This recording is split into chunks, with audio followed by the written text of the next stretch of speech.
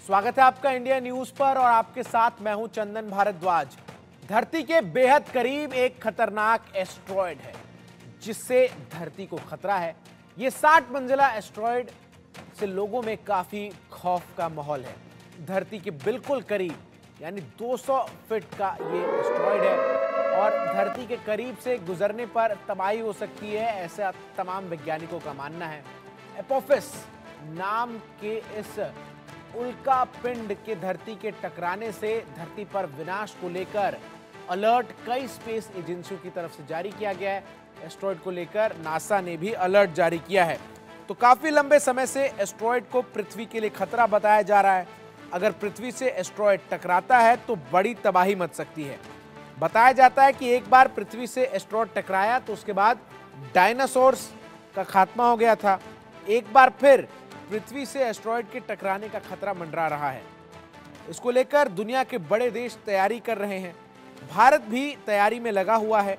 भारतीय अंतरिक्ष अनुसंधान संगठन यानी इसरो के प्रमुख डॉक्टर सोमनाथ ने इस एस्ट्रॉयड को लेकर चिंता जताई। उन्होंने इसे खौफनाक बताया। डॉक्टर सोमनाथ ने कहा है कि अगर एक बड़ा एस्ट्रॉयड पृथ्वी से टकराता है तो इंसानियत भी खत्म हो जाएगी। उनका यह भी कहना है कि इस समय इसरो लगातार इस एस्ट्रॉयड पर नजर रख रहा है और उसे ट्रैक कर रहा है और इसकी ट्रैकिंग के लिए network for space objects tracking and analysis NETRA project चल रहा है। पृथ्वी के लिए खतरा बताए जा रहे एस्ट्रॉयड का नाम एपोफिस है। एक बार फिर से मैं आपको बता रहा हूं। तो क्या होते हैं एस्ट्रॉयड्स, ये भी आपको हम बताएंगे। दरअसल बिना वायुमंडल के धातु या चट्टानी पिंड लगभग 4.6 अरब साल पहले बना सौरमंडल के बनने के बाद बचे अवशेष हैं। इस वक्त 11,113 और इसके साथ ही साथ 527 एस्ट्रॉयड्स भी हैं। माफ कीजिएगा, इस वक्त आपको बताएं 11, 13 और 527 एस्ट्रॉयड्स हैं। 1000 किलोमीटर से बड़े ये एस्ट्रॉयड्स हैं और इनके सोर्सेज हैं। सोरस के बौने ग्रह के रूप में एस्ट्रॉयड्स को पहचाना जाता है।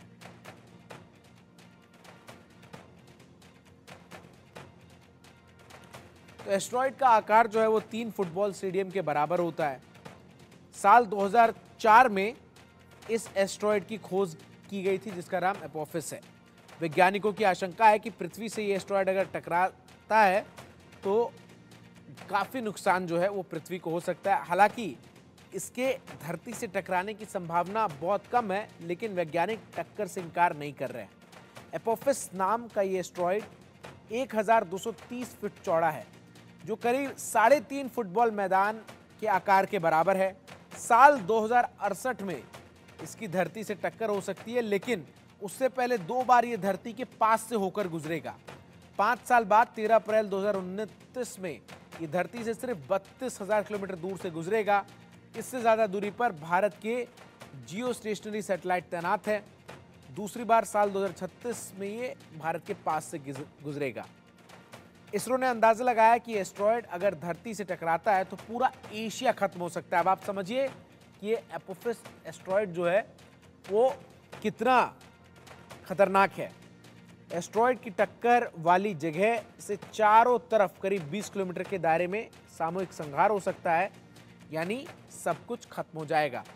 तो एपोफिस नाम के इस एस्ट्रॉयड से आपको बताऊं काफी खतरा है और इसी पर हम बातचीत करेंगे, समझने की कोशिश करेंगे कि एस्ट्रॉयड्स होते क्या हैं, कैसे एस्ट्रॉयड्स का सृजन हुआ है तारामंडल में और आखिर धरती को इनसे किस तरीके से खतरा है।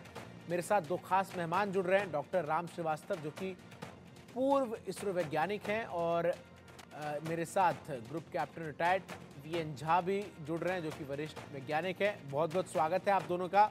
सबसे पहले डॉक्टर राम आपसे शुरुआत करूंगा। आसान भाषा में वो तमाम दर्शक जो हमें देख रहे हैं, जिसमें बच्चे भी शामिल हैं, महिलाएं, बुजुर्ग भी हैं, उन सभी के लिए मैं आपसे एक बार रिक्वेस्ट करूंगा कि आप थोड़ा एक्सप्लेन करें कि आखिर ये एस्ट्रॉयड्स होते क्या हैं।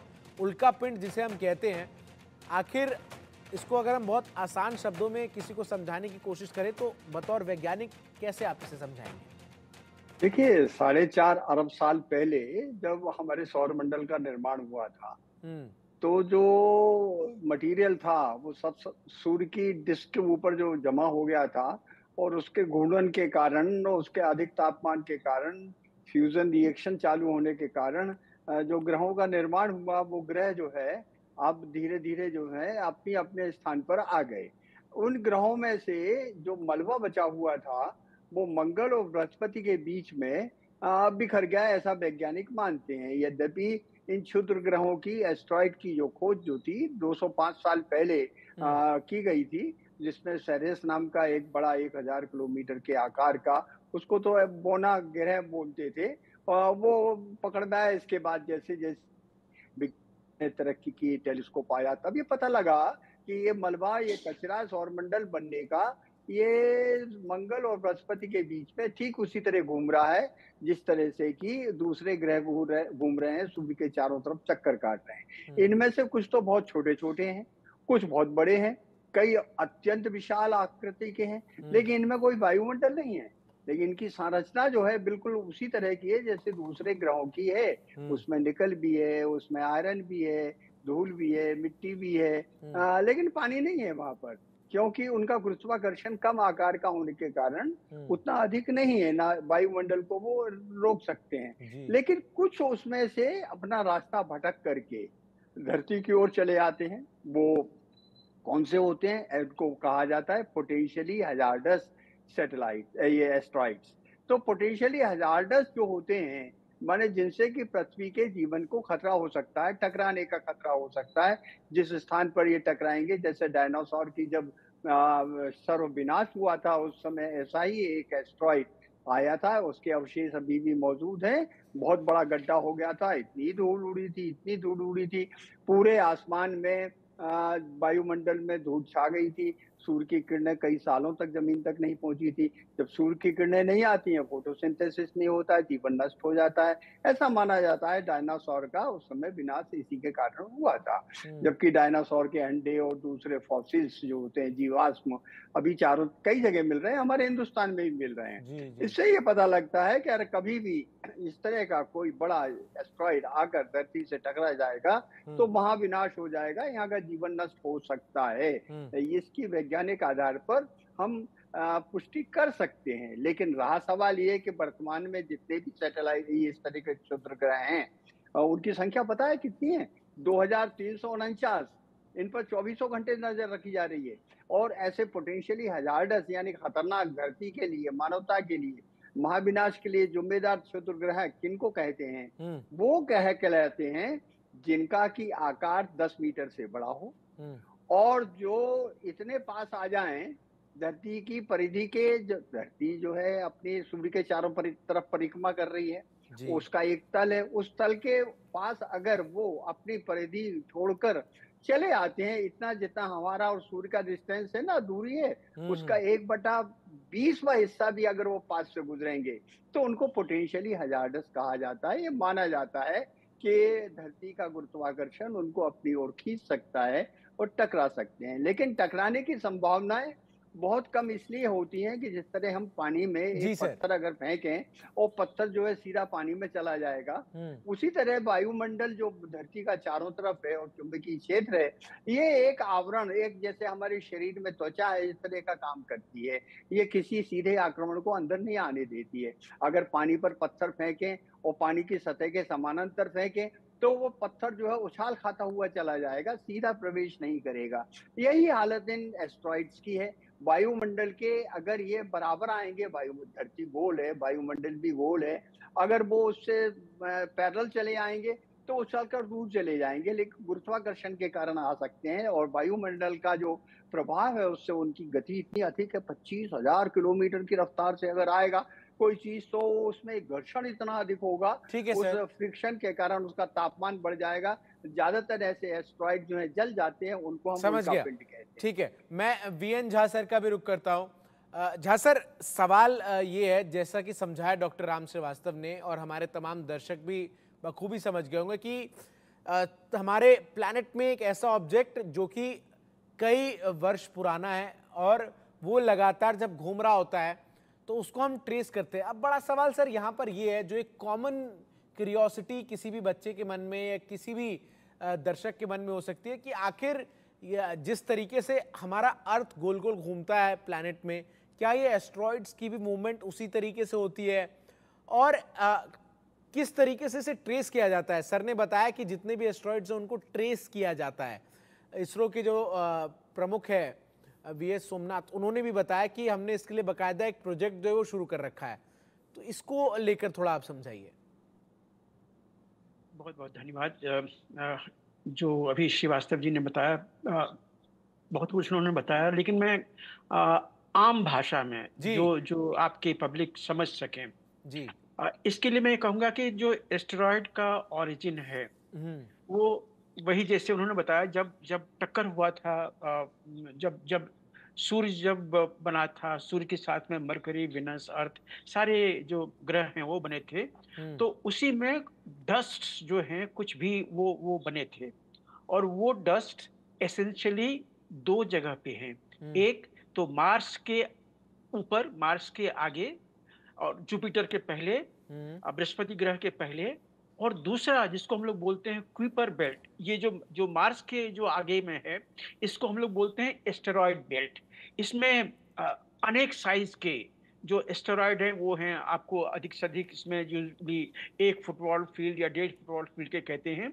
तो वो ये एस्टेरॉयड बेल्ट में है, लेकिन पूरी जानकारी नहीं है। हो सकता है कि बड़े एस्टेरॉयड भी इसमें हों, लेकिन जो सूर्य, जो हमारा सौर मंडल है, उसके अंत में जो एक एस्टेरॉयड बेल्ट है जिसको बोलते हैं क्विपर बेल्ट, उसमें धरती के साइज के, जैसे भी श्रीवास्तव जी बता रहे थे, धरती तक के साइज के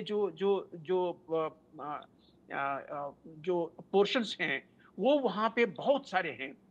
और यही एक चीज है जो अगर आप एक जो बिलियर्ड्स बोर्ड होता है उसकी कल्पना कीजिए।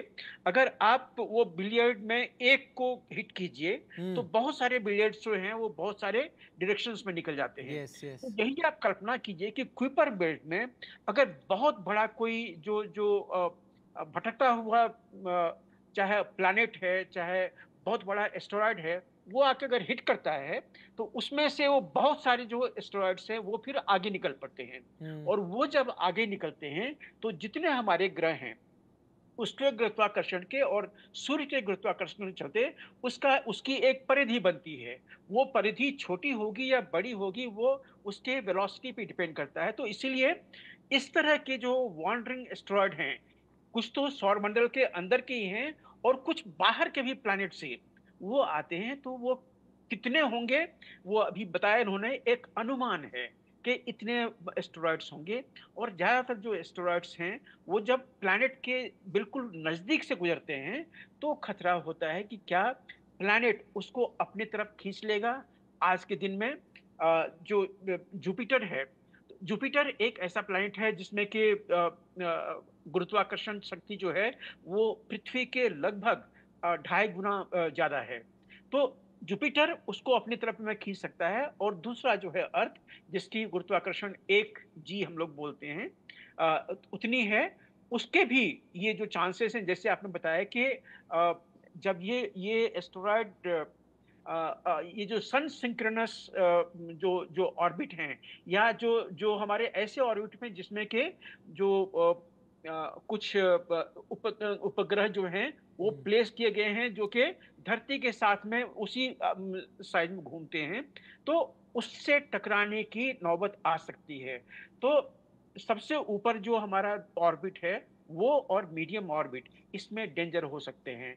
लेकिन अगर बहुत नजदीक आ गया, अगर धरती से टकराया, तो फिर तो जो लो अर्थ ऑर्बिट में सैटेलाइट्स वगैरह हैं, जितने चीजें हैं वो भी टकरा सकती हैं। और अगर धरती से आके टकराया तो विनाश हो सकता है। लेकिन इसमें एक कैच है, धरती के पास में एक जैकेट है, एक जो आवरण कहते हैं कि जो प्रतिरोधक आवरण है वो वायुमंडल है।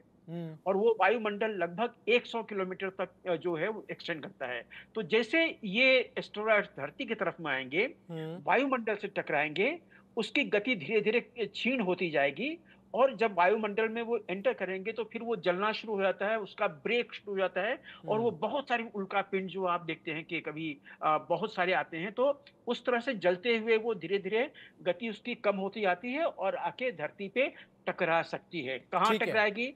वो डिपेंड करेगा उस दिन में कि उ उस दिन में धरती की पोज़ीशन क्या है और ठीक है, एस्टेरॉयड की पोज़ीशन क्या है। ठीक है। डॉक्टर राम, अगर हम स्पेसिफिकली इस एपोफिस एस्ट्रॉयड की बात करें, तो बताया ये जा रहा है कि ये 3 फुटबॉल स्टेडियम के साइज जितना बड़ा है और इसका जो इम्पैक्ट है, अगर ये धरती के पास से भी बहुत गुजरता है, तो वो बहुत विनाशकारी हो सकता है। इस एस्ट्रॉयड के बारे में पिन पॉइंटेड अगर लोगों को मुझे समझाना हो कि आखिर इससे क्या नुकसान हो सकता है और आखिर ये कितना जो है वो धरती के लिए विनाशकारी हो सकता है, अगर ये टकराता भी नहीं है, आसपास से भी गुजरता है, तो वो क्या होगा?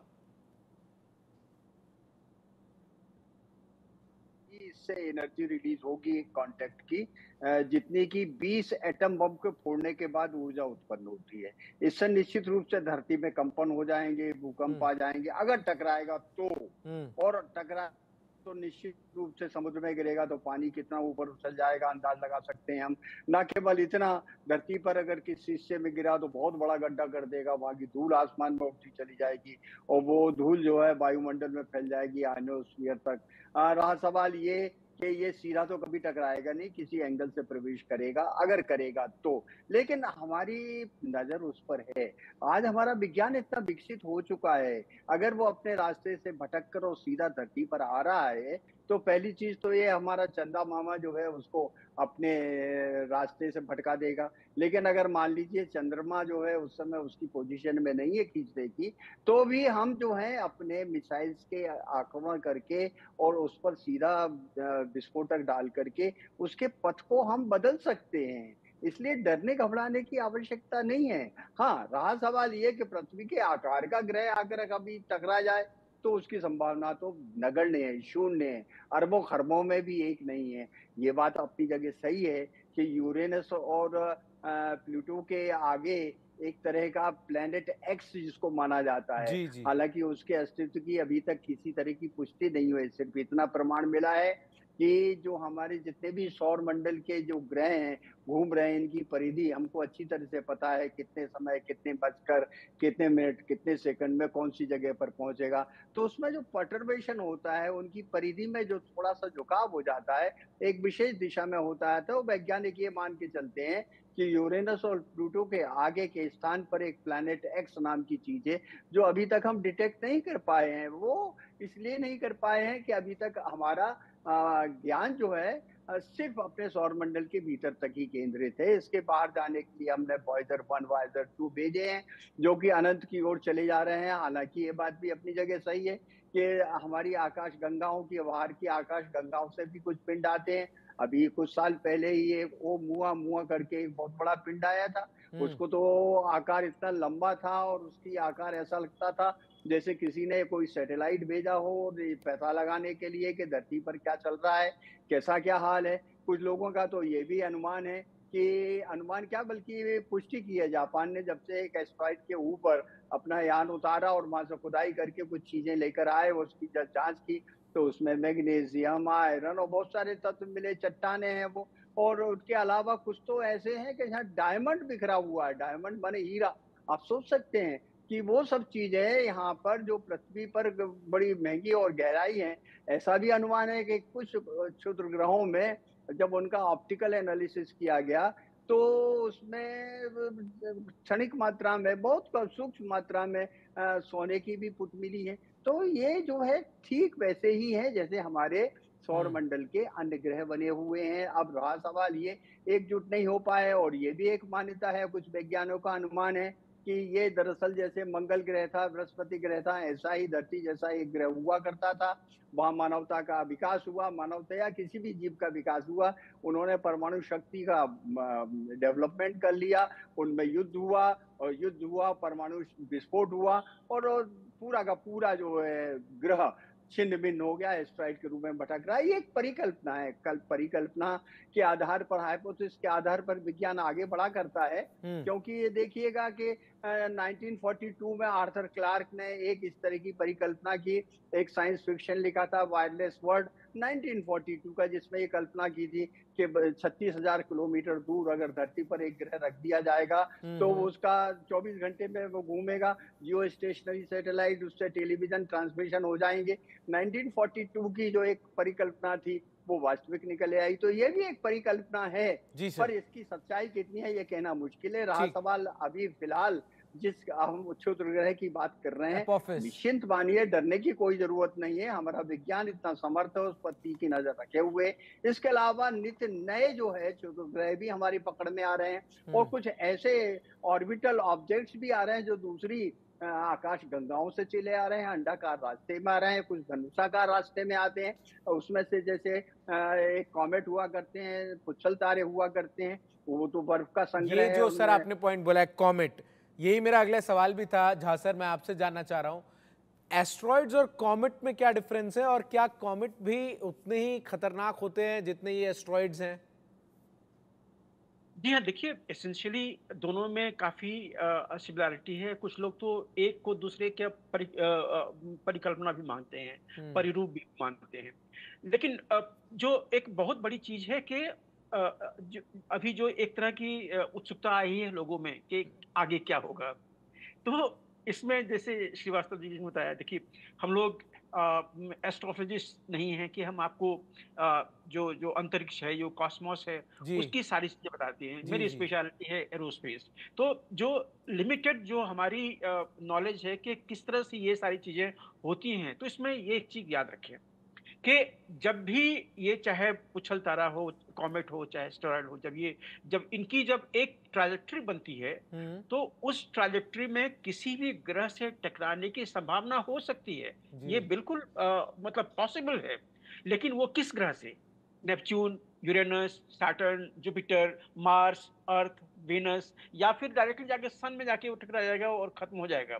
तो ये सारे पॉसिबिलिटीज हैं, और ये सारे जो हैं एक ऑर्बिट में अपना-अपना वो चक्कर लगा रहे हैं। तो किस दिन किस ग्रह के आसपास से गुजरेगा, जैसे मैंने बताया ना कि आपको जुपिटर जो है उसकी गुरुत्वाकर्षण जो है काफ़ी ज़्यादा है। उसके तरफ में खींचने की संभावनाएँ बहुत ज़्यादा हैं। अगर उसके आस-पास में अगर अगर डिपेंड करता है कि वो जो एस्टेरॉयड है, चाहे कॉमेट है, कितना बड़ा है, उसका जो साइज़ है, वो साइज़ और जो प्लैनेट की साइज़ है, उसके चलते जो उसके बीच में जो गुरुत्वाकर्षण शक्ति होगी, वो वहाँ पे खींचेगा या नहीं खींचेगा या निकल जाएगा आगे, उस पे डिपेंड करता है। लेकिन लास्ट चीज तो यही है कि अर्थ के पास में एटमॉस्फेयर है, ये जो सुरक्षा कवच है वायुमंडल का, इसमें जैसे वो इंटर करेगा, या तो इंटर करने से पहले ही, जैसे बता रहे थे कि आज के दिन में हमारे पास में न्यूक्लियर जो परमाणु अस्त्र हैं, उससे उसको ब्लास्ट किया जा सकता है। जो कॉमेट आ रहा है या जो एस्टेरॉयड आ रहा है, उसको ब्लास्ट किया जा सकता है अगर डायरेक्टली वो अर्थ की तरफ में आ रहा है। और जैसे वो ब्लास्ट होगा तो फिर उसके छोटे-छोटे टुकड़े हो जाएँगे। वो छोटे टुकड़े जो हैं, जब वो वायुमंडल में एंटर करेंगे तो बिल्कुल आप एकदम ये मान के चलिए कि वो सारे जल जाएँगे, और अंत में छोटे-छोटे पुच्छल तारा हम लोग यहाँ पे देखते हैं कि जलता हुआ आठिकला रहा है यहाँ पे, तो वो चीज़ें हम देखेंगे। उसका इम्पैक्ट अर्थ पे आज के दिन में चांसेस बहुत कम हैं। और आपने बताया इसरो एक प्रोजेक्ट लिया हुआ इनको ट्रैक करने का। बहुत पहले नासा ने कुछ ऐसी चीजें भेजी हुई हैं अंतरिक्ष में जो इन चीजों की गति जो है उसको, मूवमेंट जो है, इसको वो हमेशा ट्रैक करते हैं। याद रखिए, स्पेस में हमारा इंटरनेशनल स्पेस स्टेशन है, चीन का भी अपना स्पेस स्टेशन है, आगे में हमारा भारत का होगा स्पेस स्टेशन। तो कोई भी जो चीज है बहुत वेलोसिटी से चलती है। अगर 2-3 सेंटीमीटर, 4 सेंटीमीटर का भी अगर साइज का हो, तो जाके अगर वो टकराए, अगर वो स्टोन से जैसा हार्ड है, अगर जाके इंटरनेशनल स्पेस स्टेशन से या किसी स्पेस स्टेशन से जाके टकराए, तो उसको ध्वस्त कर सकता है, उसके थ्रू एंड थ्रू निकल सकता है। तो इसीलिए इन सब चीजों की जो मूवमेंट है, उसको 24/7 वो स्टडी ट्रैकिंग किया चलती जाता है। रहती है। बिल्कुल तो बिल्कुल। बहुत इसीलिए निश्चिंत रहें, पब्लिक के लिए कोई अभी ये जो है चिंता का विषय नहीं है। ठीक है, बहुत बहुत शुक्रिया वीएन झा सर आपका, और डॉक्टर राम श्रीवास्तव जी आपका हमारे साथ जुड़कर दर्शकों के मन में जो इस वक्त सबसे बड़ा सवाल है कि आखिर ये एपोफिस एस्ट्रॉयड अगर धरती से टकराएगा तो क्या महाविनाश तय है, इसको लेकर स्पष्ट तौर पर बताने के लिए कि इस वक्त खतरा नहीं है। और चूंकि हम साइंस और टेक्नोलॉजी में इतने ज्यादा प्रगतिशील हो गए हैं कि इन एस्ट्रॉइड्स की मूवमेंट को लगातार जो है वो ट्रेस किया जा रहा है और वो तमाम विकल्प मौजूद हैं कि अगर वो स्थिति बनती भी है कि अगर ये एस्ट्रॉइड्स जो हैं वो तेज रफ्तार से पृथ्वी पर टकराने वाले हैं तो इन्हें जो है वो हवा में ही खत्म किया जा सकता है। रुकेंगे एक छोटे से ब्रेक के लिए, खबरों का सिलसिला लगातार जारी है।